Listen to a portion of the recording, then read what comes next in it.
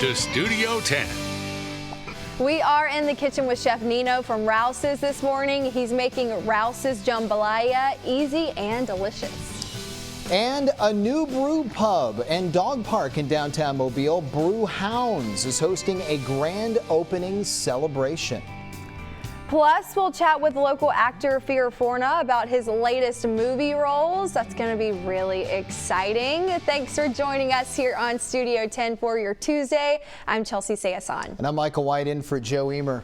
Hi, Chelsea. I know. Is that you over there? Michael, it's good to see you. It's been a minute. Yeah. I know. It's been a minute since Michael has filled in, especially you haven't since the COVID-19 pandemic. It's been I've only been in the studio in the last, 3 months, maybe 3-4 times. And those were only days we had severe weather threats. But I'll be permanently back in a couple weeks. And we're so excited. Which I know, I'm excited too. But I came back and there's been so many changes. Yeah. We're like 3 blocks away from each other. Social distancing, I know, the new norm. You got to do what you got to do. So I miss the before times. I know. Maybe we'll get back there one day. But we're excited Michael's filling in today. So SpaceX plans to launch NASA astronauts into space for the first time this week. NASA announced Monday that the mission is a go. SpaceX will provide the vessel, a Crew Dragon spacecraft, which will lift off on a Falcon 9 rocket, and NASA will supply these astronauts, Robert Behnken and Douglas Hurley. How cool. The launch is scheduled to take place at Cape Canaveral, Florida tomorrow. The first mission is just a flight test, but NASA says it could eventually certify SpaceX for astronaut missions to the International Space Station. The astronauts spent 3 weeks in quarantine to protect themselves against COVID-19 leading up to the launch. Now, there are many ways to be part of the moment, including virtual watch parties. The American Museum of Natural History is also hosting a Space Fest. Yes. So because the museum remains closed, they've set up a virtual Space Fest full of activities. It includes a virtual tour of the launch and plenty of space-based commentary. You can follow everything that's going on tomorrow on social media. If all goes according to plan and the weather cooperates, SpaceX's Crew Dragon will lift off from Cape Canaveral at 3:33 our time. How cool. I love watching these takeoffs live because it is just so incredible. Now, with the weather cooperating, does that mean I'm not up to date with my space news, like no tornadoes, hurricanes, or is that just rain? If the visibilities are poor, they don't like to take off. They like it to be clear. Now they can, now if there's any chance of lightning, they're not going to do it. And after Memorial Day, Central Florida, there's almost always that risk. So it's really going to come down to where storms are at the time they want to launch.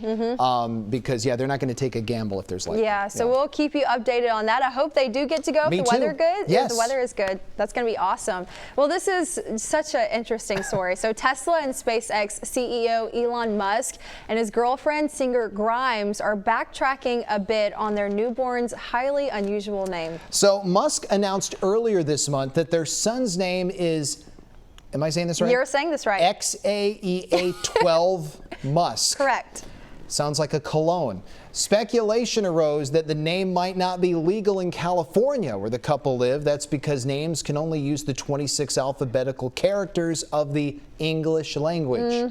Yep. So Grimes posted on Instagram that the baby's new name is now XAEAXII.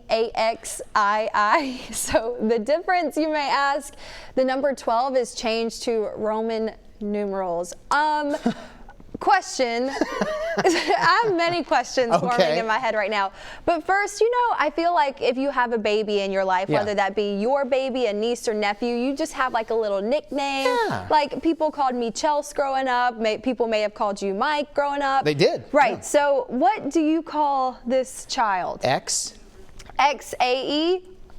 I don't know. X? I mean, maybe, hey, what's up, X? But I wonder, do they call, is it, I really don't know.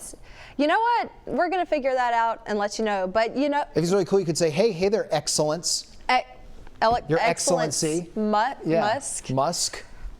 To each baby, his own. Yeah. I don't know. That one's just when you think you've heard it all. You have not. You have not. Well, something new to watch this weekend, The Vast of Night, set in 1950s New Mexico, centers on a small-town DJ and a telephone switchboard operator. They go in search of a mysterious frequency that's descended upon their town. Wow, so the two make a discovery that could change things forever. The sci-fi mystery thriller debuts on Amazon Prime Video Friday. This is something I will watch. Michael, I feel like you would like this because you were a disc jockey back in the day. I was, yes, a long time ago. Interesting. I would be very fascinated to look at that, and it's on Prime, which I subscribe to, so yeah, I could probably watch it. I wonder if this more is so alien thriller or... I don't know. I know. That's actually the first, reading that was the first I've heard of it.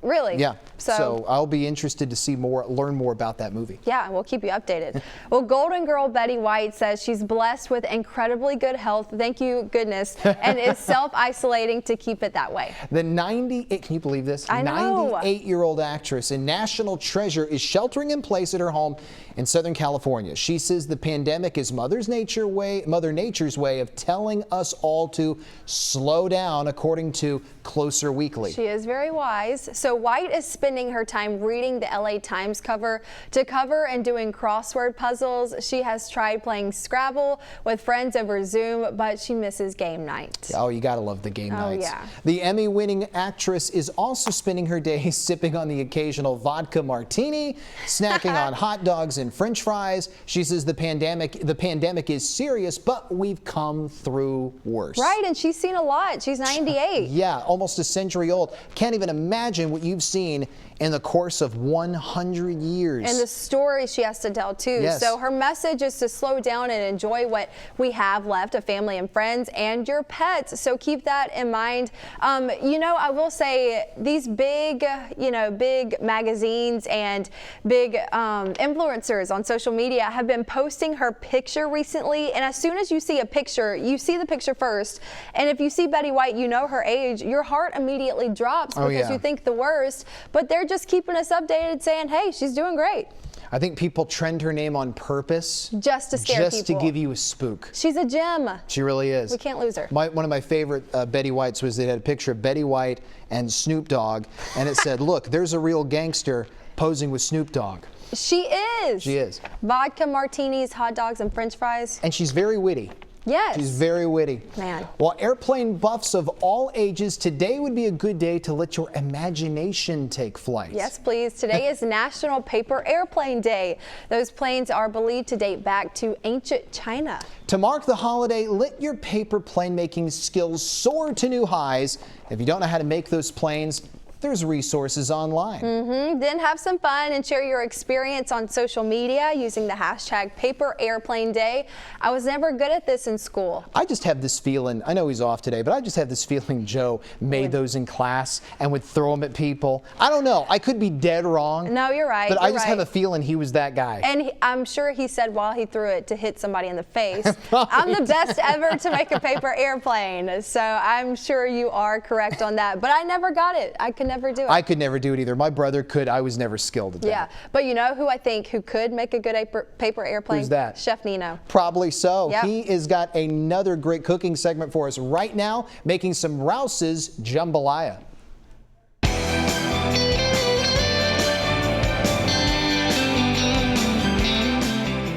Hey everybody, Chef Nino with Cooped Up and Cooking with Chef Nino, brought to you by Rouses. I hope you're doing good. Thank you for watching. Keep your heart full of courage. God bless y'all. And I miss y'all, you that come to my audiences and the TV and all of that. Anyway, God bless y'all. Today I got a really quick and easy recipe, but delicious.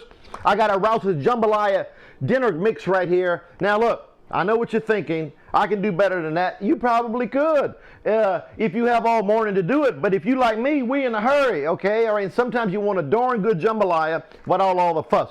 This is for you, okay? We're not trying to compete with your all morning or all afternoon jambalaya. But for those of you who maybe have little or no experience cooking jambalaya, you want a foolproof jambalaya, successful jambalaya every time, this is for you. You great jambalaya cookers and award-winning jambalaya people, sometimes you don't want to do all the fuss. This is for you.